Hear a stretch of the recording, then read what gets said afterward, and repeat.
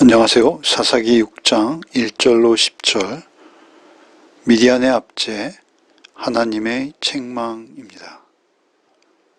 먼저 1절로 6절 말씀을 읽겠습니다. 이스라엘 자손이 또 여호와의 목전에 악을 행하였으므로 여호와께서 7년 동안 그들을 미디안의 손에 넘겨주시니 미디안의 손이 이스라엘을 이긴지라. 이스라엘 자손이 미디안으로 말미암아 산에서 웅덩이와 굴과 산성을 자기들을 위하여 만들었으며 이스라엘이 파종한 때면 미디안과 아말렉과 동방 사람들이 치러 올라와서 진을 치고 가사에 이르도록 토지 소산을 멸하여 이스라엘 가운데 먹을 것을 남겨두지 아니하며 양이나 소나 나귀도 남기지 아니하니 이는 그들의 짐승과 장막을 가지고 올라와서 메뚜기 떼같이 많이 들어오니 그 사람과 낙타가 무수함이라. 그들이 그 땅에 들어와 멸하려 하니 이스라엘이 미디안으로 말미암아 궁핍함이 심한지라. 이에 이스라엘 자손이 여호와께 부르짖었더라. 먼저 1절로 6절은 이제 기디온의 부르심 전에 그들의 모습을 기록하고 있습니다.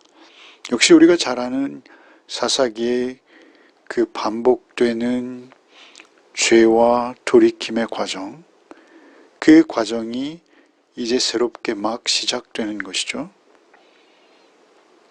언제나 그 전형은 유사합니다. 1절에 이스라엘 자손이 또 여호와의 목전에서 악을 행하였으므로, 언제나 이렇게 시작되죠. 이것이 인생입니다. 사실은 어느 인생도 이 말씀 앞에 자유할 수 없습니다. 이스라엘 자손이 또 여호와의 목전에 악을 행하였으므로, 우리의 삶이 이 땅에서 분명 광야의 삶이요, 늘 결핍과 부족함 속에서 우리가 살아가고 있습니다. 때문에 우리가 그 결핍과 부족한 가운데에서 하나님만을 전적으로 신뢰하고 하나님께 나아가는 삶이 되면 좋을 텐데 우리가 그렇게 하지 못한다는 것이죠. 결국은 세상을 보고 세상을 의지하고 세상에 현혹되기가 너무나 쉬운 것이고, 또 그것을 우리가 인정하지 않을 수 없이 우리의 삶 속에 늘 반복되는 과정이기도 합니다. 이스라엘 자손이 또 여호와의 목전에 악을 행하였으므로, 여기서 악이라는 것은 무엇일까요? 그 악함은 8절, 9절, 10절 오늘 본문에 여호와께서 보낸 선지자의 말씀 안에 있습니다. 결국 한마디로 요약하면 하나님을 버리고 다른 신을 쫓아간 것입니다. 결국 1계명과 2계명을 어기는 것이죠.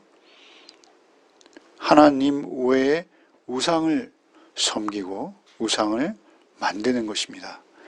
결국 악을 행하였으므로, 여호와의 목전에 악을 행하였으므로 여호와께서 7년 동안 그들을 미디안의 손에 넘겨주시니, 7이라는 완전수죠.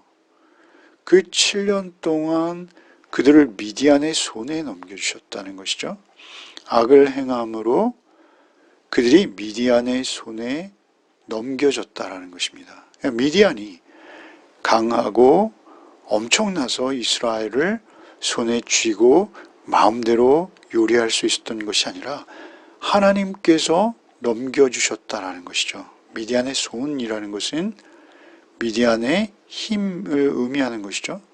미디안의 힘 아래 이스라엘이 지배되는 삶을 살게 된 것이죠. 미디안의 손에 넘겨주시니 미디안의 손이 이스라엘을 이긴지라. 그러니까 미디안의 손이 이스라엘을 이겼다라는 것이죠. 하나님 왜 이방 민족인 이 미디안에게 이스라엘이 지는 수모를 당하게 하실까요?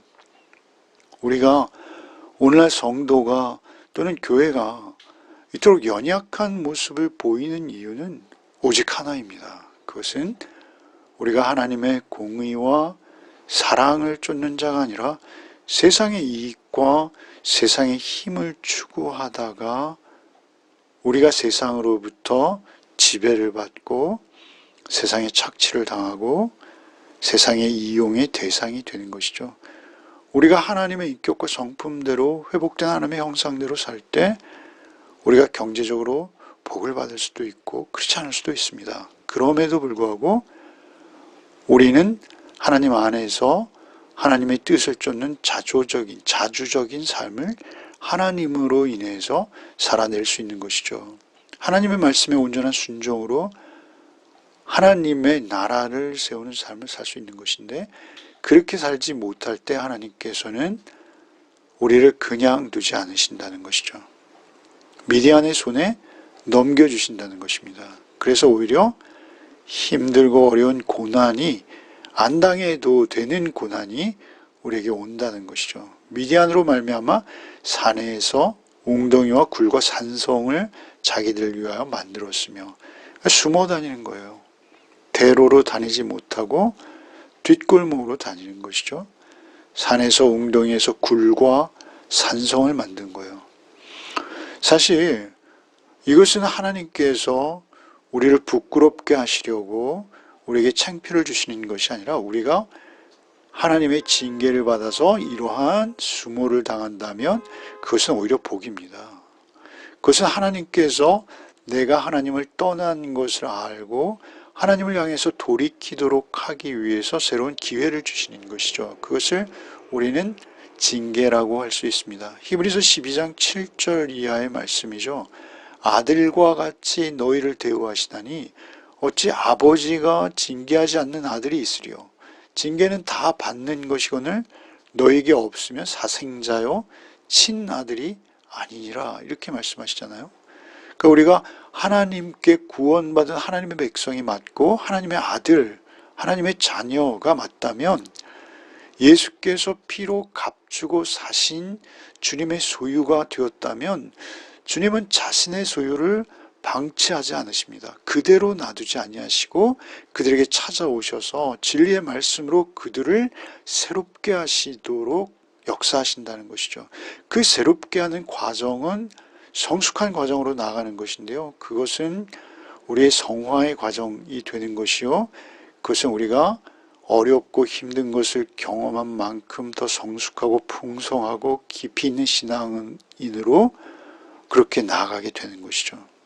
그래서 역시 이런 연단의 과정들을 우리는 오히려 감사함으로 담당할 수 있을 것입니다. 내게 어려움이 올 때, 내가 또 하나님의 말씀을 잘못 오해했거나 하나님의 말씀을 잊어버리고 다른 길로 갔구나 라는 것을 즉시 깨닫고 하나님 앞으로 돌이킬 때 우리의 마음에 진정한 평안이 찾아오게 되고, 하나님의 임재 앞에 감히 우리가 나아가서 기쁨으로 하나님과 온전한 동행을 이루는 삶을 살게 되는 것이기에, 이러한 징계는 감사한 것이죠. 3절에 이스라엘이 파종할 때면 미디안과 아말렉, 미디안은 아브라함의 후척 그드라 쪽이고요, 아말렉은 야곱의 형 에서 쪽 족보입니다. 미디안과 아말렉과 동방 사람들, 아마 가나안 족속의 동방 쪽에 사는 사람? 정체가 좀 분명치 않은데요. 그 동방 사람들이 치러 올라와서 진을 치고, 아예 진을 치고 가사 이르도록 토지소산을 멸하며 이스라엘 가운데 먹을 것을 남겨두지 않아요. 먹을 것이 없어요. 양이나 소나 나귀도 남기지 아니했어요. 곡물만이 아니라 가축까지 다 빼앗아가는 것이죠. 5절에 이는 그들의 짐승과 장막을 가지고 올라와, 그들이 자신들이 집에서 기르는 가축들, 짐승과 장막을 가지고 올라왔다는 것은 그저 잠시 침략으로 그들이 약탈을 하고 지나쳐 가는 것이 아니라 그곳에 장막을 치고 거주하겠다는 것입니다. 이것은 오히려 앞이 보이지 않는 것이죠. 여러분, 이것은 우상 숭배가 우리의 삶에 어떠한 결과를 가져오는지를 말씀하는 거예요. 우상을 숭배할 때 그 우상의 습성이 우리 안에 거주하게 되는 것이죠. 그래서 그 결과는 우리도 결국 우상을 쫓는 자들과 동일하게 약육강식, 승자독식, 그런 불합리하고 불공정한 세상에서 살아갈 수밖에 없는 것이죠. 우상 숭배의 습성이 주는 결과입니다. 결국 우리의 자원과 우리의 어떤 그런 생명, 그 부족한 부분들을 남의 것을 빼앗아서 자신을 살찌우는 그것이 우상의 특징이거든요. 결국은 그 압제와 고통을 통해서 우리는 이것이 우상 숭배의 끔찍함이구나를 깨닫고 하나님의 공의와 사랑으로 회복되어 가는 것이 우리에게 복인 것이죠. 5절에 이는 그들이 그들의 짐승과 장막을 가지고 올라와 메뚜기 떼같이 많이 들어오니, 메뚜기 떼는 성경에서 하나님께서 펼치시는 심판의 도구로서의 재앙입니다. 출애굽기의 10재앙 중에 하나이죠. 신명기에도 자주 언급되며 시편, 특별히 요엘서에서는 하나님의 심판의 도구로 큰 재앙을 몰고 오는 것을 볼 수 있습니다. 그 메뚜기 떼같이 많이 들어오니 그 사람과 낙타 수가 무수함이라. 낙타가 쳐들어온 거예요. 그들이 그 땅에 들어와 멸하려 하니, 멸한다는 건 죽이려 한다는 것이죠. 곡물과 그 짐승만 빼앗아가는 것이 아니라 그들의 생명까지도 노력한다는 것이죠. 그 땅에 들어와 멸하려 하니. 그러니까 병거와 군마가 아니라 낙타, 사람과 짐을 나르는 그 유순한 낙타가 오히려 심판의 도구로 전쟁에 등장하고 있어요. 더욱 가공할 만한 위력으로 그들을 침공해 오고 있는 것이죠. 6절에 이스라엘이 미디안으로 말미암아 궁핍함이 심한지라. 너무나 궁핍해졌어요. 조공을 드리는 것이 아니라 그들이 와서 아예 장막을 치고 거주함으로 인해서 그들은 산에서 웅덩이와 굴을 파고 피신해 있어요. 나중에 보면 기드온이 굴에 숨어서 타작을 하죠. 타작하면 또 빼앗길까 봐. 그러니까 궁핍함이 심한지라 이에 이스라엘 자손이 여호와께 부르짖었더라. 여기 그 궁핍함이 심할 때 이제 그들이 비로소 여호와께 부르짖기 시작하는 것이죠. 여기 궁핍하다는 것은 히브리어로 낮아진다, 보잘것없어진다. 육체적으로 배고픈 것도 문제이지만, 경제적인 궁핍도 문제이지만 정신적으로도 피폐해져서 식량만이 아니라 이제 생명의 유업을 받음으로 인해서 그의 영혼까지 상처를 입고 이제 너무나 큰 나락, 자신의 힘으로 빠져나올 수 없는 나락에 빠져버린 것입니다. 여호와께 부르짖게 된 것이죠. 하나님의 말씀을 쫓아 하나님의 나라, 의와 사랑으로 하나 된 나라를 세우지 못한 결과 결국 세상의 힘의 논리에 무릎 꿇고 하나님을 등지는, 그래서 악에 속해버린 그들이 이제는 돌이키고자 하나님께 부르짖는 것이죠. 사실 이것도 슈브, 정확한 회개의 부르짖음은 아닙니다. 결국 하나님께서 이 부르짖음을 들으시고 바로 선지자, 사사 기드온을 세우는 것이 아니라 선지자를 보내시죠. 선지자. 그것은 무엇입니까? 그들이 먼저 이 부르짖음이 온전한 부르짖음, 회개의 부르짖음이 되어야 하기에 하나님께서 그들을 깨우치시기 위해서 선지자를 보내십니다. 이 선지자가 누구인지는 기록하지 않았기에 누구인지는 모르겠으나 분명히 인간을 통해서 하나님의 말씀을 대언하도록 하십니다. 7절에 이스라엘 자손이 7절부터 10절을 한번 읽겠습니다. 이스라엘 자손이 미디안으로 말미암아 여호와께 부르짖었으므로 여호와께서 이스라엘 자손에게 한 선지자를 보내시니 그가 그들에게 이르되 여호와께서 이같이 말씀하시기를 이스라엘의 하나님 내가 너희를 애굽에서 인도하여 내며 너희를 그 종되었던 집에서 나오게 하여 애굽 사람의 손과 너희를 학대하는 모든 자의 손에서 너희를 건져내고 그들을 너희 앞에서 쫓아내고 그 땅을 너희에게 주었으며 내가 또 너희에게 이르기를 나는 너희의 하나님 여호와이니 너희가 거주하는 아모리 사람의 땅의 신들을 두려워하지 말라 하였으나 너희가 내 목소리를 듣지 아니하였느니라 하셨다 하니라. 그 이스라엘 자손이 미디안으로 말미암아 하나님께 부르짖자 8절에 여호와께서는 이스라엘 자손에게 한 선지자를 보내셨습니다. 그리고 그가 대언한 말씀의 내용은 이것이죠. 5가지인데요. 이스라엘 하나님 내가 너희를 애굽에서 인도해냈다. 기억하라는 것입니다. 애굽에서 인도해냈다. 첫째, 그리고 둘째는 그 종되었던 집에서 나오게 했다. 너희 애굽에서 인도해냈을 뿐만 아니라 너희가 종되었던 그 집에서 너희를 자유케 하지 않았느냐. 이 말씀이죠.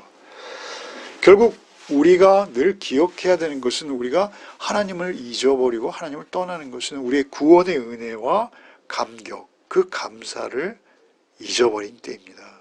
그래서 그리스도인은 구원받은 죄인으로서 늘 감사와 은혜가 없으면 안 됩니다. 늘 감사와 은혜가 충만하면 충만할수록 그것이 능력이요, 그것이 기쁨입니다.